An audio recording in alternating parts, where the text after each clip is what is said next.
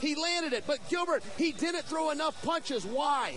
Well, easier said than done against a guy like Anderson Silva, who's coming with kicks and coming with straight punches as well. And again, you don't want to compromise your form for the judges or go for it and get knocked down in those positions. I thought he did a great job, and he did some good flurries, and he was trying to pick a fight, and that's what he was doing. Anderson had a lot of footwork. Nick Diaz took the center of the octagon and walked him down. I think Anderson Silva was backing up more. Do you agree? I thought that Nick was standing his ground or Nick was backing up. He had some lateral movement. I didn't think he came forward enough. But, Max, I will concede, when he did come forward, Nick had some success, but not overall enough to win the round. Just had to do a little bit more. Well, let's talk about Silva. What did you see from him? I'll start with you, Chael, because you were in the octagon with him.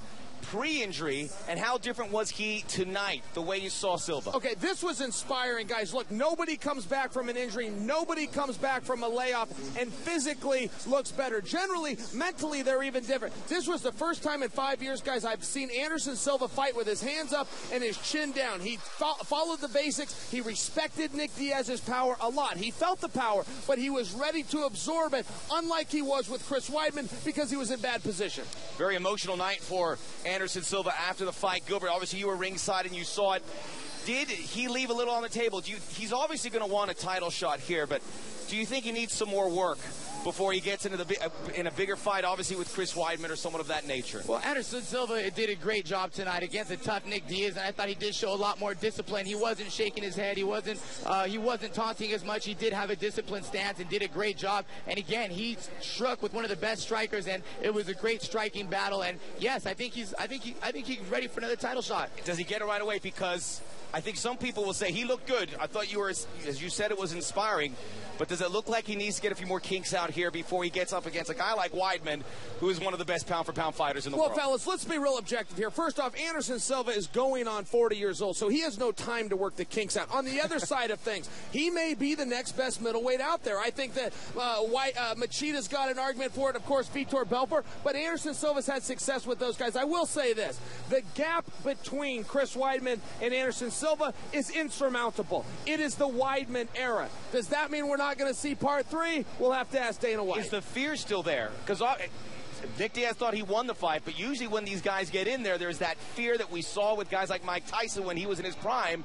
Didn't seem to be there for Diaz. Yeah, he was overwhelming. Anderson Silva, after the show, you can see he broke down in tears, and it was a big accomplishment for him. I think he shook out the cobwebs. I think that was a good fight for him to get back in there, and he really got challenged by Nick Diaz. I thought it was an amazing fight for a 70-pounder to challenge the 85-pound greatest of all time. But yes, Anderson Silva looks back, and that's a great first fight back for him, and I would love to see what's next. The theatrics are a big story here.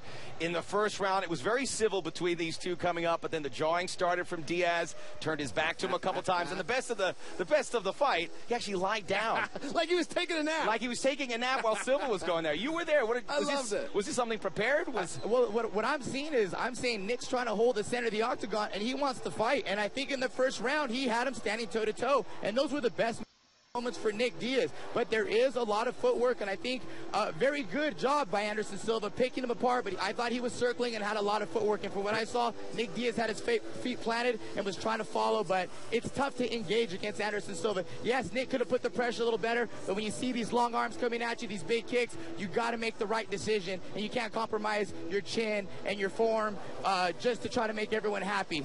So I think he did a great job. You enjoyed that. I think that we need to make a gentleman's agreement. I promise to go home and rewatch this fight. If you promise the same thing, because I just feel like we saw something different. Listen, Nick Diaz is a worthy opponent. He was in great shape. He gave up some size, and he went out there and stood his ground with a multiple-time world champion. However, he got beat in this fight. His leg kicks were weak at best. They were slow at best. His hands looked very good, but he wasn't active enough. I'm being a little critical of Nick Diaz, but that's because I had high hopes for Nick Diaz. I still believe Nick has the skill set needed to beat someone like Anderson Silva. But if you don't bring your tools to the job site, you can't build a house, Max.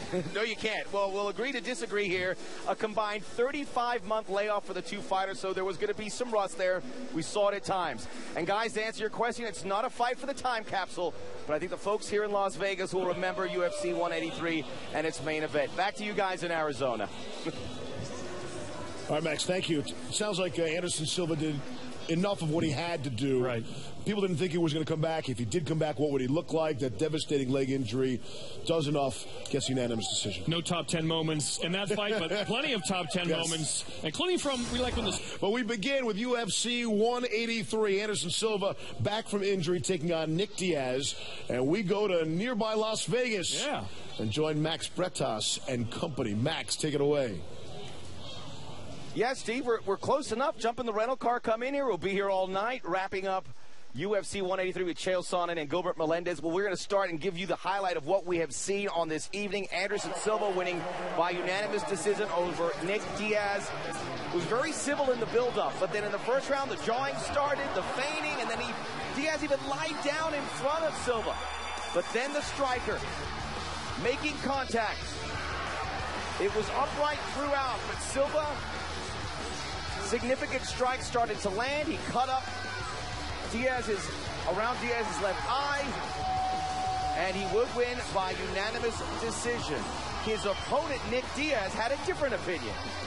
Did you feel at the end of the fight that you had won? I felt like I won every round. Every round I come forward. Nick is the best. I stay here for a long time. It's the first time in my life when I fight for the guy strong, the mental is strong, punch is strong, the kicks is strong. Thank you, Nick. Thank you for the opportunity. Nice Sean Shirk drop. We're with Chael Sonnen, who has been in the octagon on 2 occasions with Anderson Silva. Gilbert Melendez, who's good friends with Nick Diaz, was in his corner today. He thought he won every round. How did you see it, Cage side? Well, I don't think that Anderson Silva won every round like two of those judges thought. And I thought those rounds were close and competitive. Yes, Anderson scored a lot of points, but in these exchanges I've seen in the highlights, I felt like it was very competitive. And Nick Diaz was trying to walk him down and try to get a fight going, but it's really hard to close the distance on someone like Anderson Silva, who did hit Nick Diaz hard, who did kick him hard. It's not easy to commit and just walk forward against someone like that. Well, guys, I'll agree that it was competitive. I just want to make sure that we can stipulate to the fact that it was also very decisive. Anderson Silva, if you want to compare this to the old high school prom, he led the dance. Nick Diaz was a step behind, and he didn't need to be, guys. The moments that he did have success in this fight, he just needed more of them, and I felt like he was a little bit too reserved. And for the guy that's known for his conditioning, there was no reason for that. It seemed like he unhinged Silva in that first round with some of the taunting that we saw, but in the end, constant barrage of pressure from Silva got through. But let's talk about Anderson Silva in the octagon for the first time in 13 months, shattered his leg. It was an injury that many people thought he would never recover. How did he look to you? I thought he looked great. Very disciplined stance. A different Anderson Silva. He was very disciplined out there. Landed some good shots. In great shape. A very tough fight against Nick Diaz. And you know, after he won the fight and, you know, he collapsed to the ground, very emotional out there. It looked like he overcame some adversity, and it was an impressive performance. If he loses this fight, the talk of retirement comes into view for a guy who's 39 years of age. He wins it. Maybe it wasn't vintage Silva where he knocks his opponent out, but do you think he's ready to continue his UFC career and towards that title again? And I'll tell you what, Max, he did enough that he needed to do. And Gilbert, as you know, there's an expression in fighting. I'm going to look great next time, but I'm just going to win this one. So I think what he did, all that he needed to do, Dana White has said if he had success tonight, he would become a #1 contender. Let's not forget, he did fight a guy that was also coming off a layoff, but the guy was a 2-time world champion. Anderson came out, he kept his hands up, his chin down, he had really basic and really clean Muay Thai. I thought that was impressive for a guy 39 years of age. Okay, we'll see with Anderson Silva. He's obviously going to want to get a rematch for the 3rd time with Chris Weidman for the strap at the middleweight division. We'll get it back to you, and we'll be covering it all night here on SportsCenter. Twice before have Duke and Virginia met in a top 10 matchup. Saturday night, the first time ever in a top 5 showdown. 4th-ranked Blue Devils visiting